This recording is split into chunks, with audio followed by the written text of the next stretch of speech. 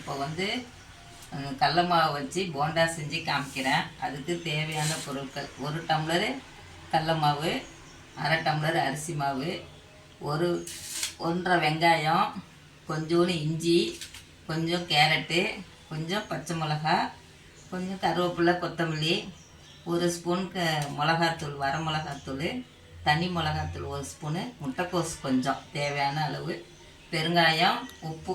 எப்படி செய்கிறதுன்னு செஞ்சு காமிக்கிறேன். செய்கிறத பார்க்கலாம். இப்போ வந்து முட்டைக்கோஸ் கொஞ்சம் 100 கிராம் அளவுக்கு முட்டைக்கோஸ் எடுத்துங்க. 1 1/2 வெங்காயம், பெரிய வெங்காயம், கொஞ்சமாக இஞ்சி, சின்னதாக 1 கேரட்டு,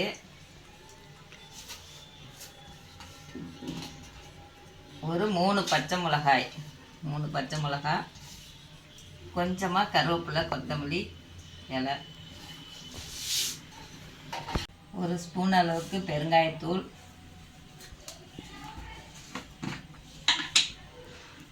கொஞ்சமாக தேவைக்கேற்ற அளவுக்கு உப்பு போட்டுங்க. உப்பு போட்டு பிசைஞ்சிக்கிட்டு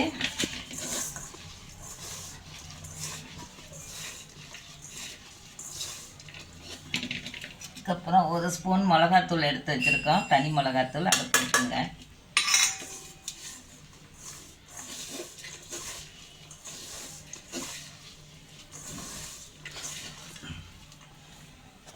கடல மாவு போட்டுக்கலாம்.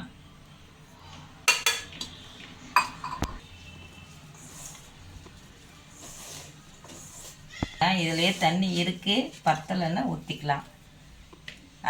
அரை டம்ளரு அரிசி மாவு, கொஞ்சமாக தண்ணி தெளித்து பிசைஞ்சிக்கிங்க.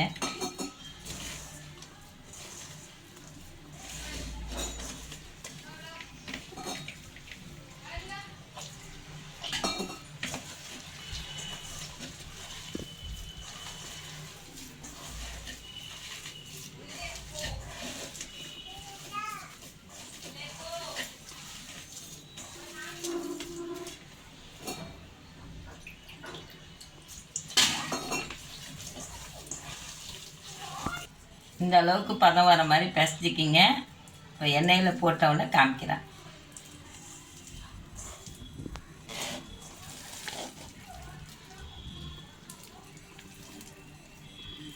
எண்ணெய் ஊற்றிக்கிங்க.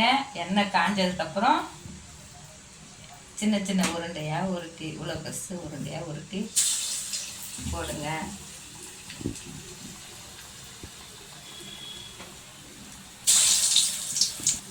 இது மாதிரி எண்ணெய் முழுகிற மாதிரி வச்சுக்கிங்க.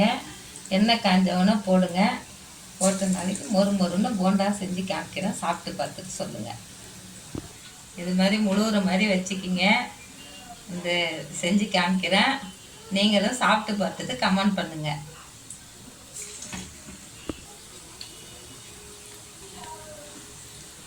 இது மாதிரி கொஞ்சம் வெந்ததுக்கப்புறம் பரட்டி விடுங்க.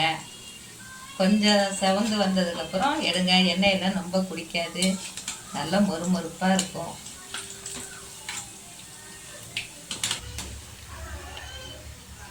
Evening snacks ready. சுவையான போண்டா ரெடியாக இருக்குது. குழந்தைங்கள்லாம் சாப்பிட்லாம். சாப்பிட்டு பார்த்துட்டு கமெண்ட் பண்ணுங்கள், ஷேர் பண்ணுங்கள், சப்ஸ்கிரைப் பண்ணுங்கள்.